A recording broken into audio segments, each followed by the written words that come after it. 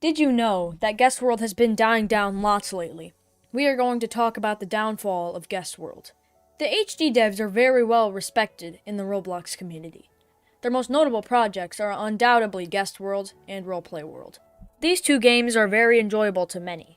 They both feature minigames, skins, big maps, and more. The map in Guess World features towns, a forest, caves, lakes, a club, an island, and some other cool stuff. Leveling up is also a very big aspect. When you level up, you can unlock new and different skins. At the peak of the game, there was thousands of players, and it's no wonder why. The minigames are very enjoyable and pretty difficult at times. Also, there are objectives given to you by people in the game.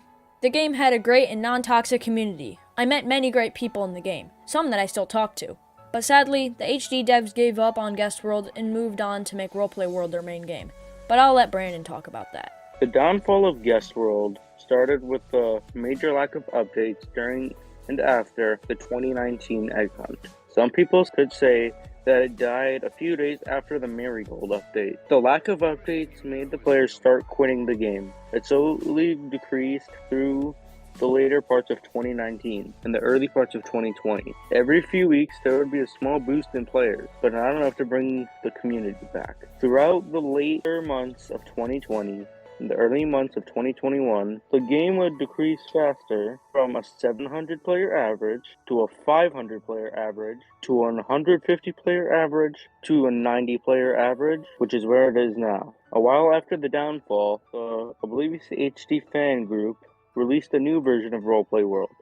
This was better than the original Roleplay World, now known as Roleplay World Classic. Landon and I thought that Roleplay World was completely unnecessary. We think Guess World should have just gotten a big update. The new Roleplay World has grown a much bigger player base. Soon after the small success of Roleplay World, Oblivious HD started a project on his channel. This 3-part series, known as The Bacon Hair, would gain a lot of praise from viewers of Oblivious HD's channel, Guess World players, and Roleplay World players. At the time of making this, the series has a total of 29.8 million views. Now, we are going to talk about our experiences with Guess World. The first HD game I played was Oblivious HD Roleplay World.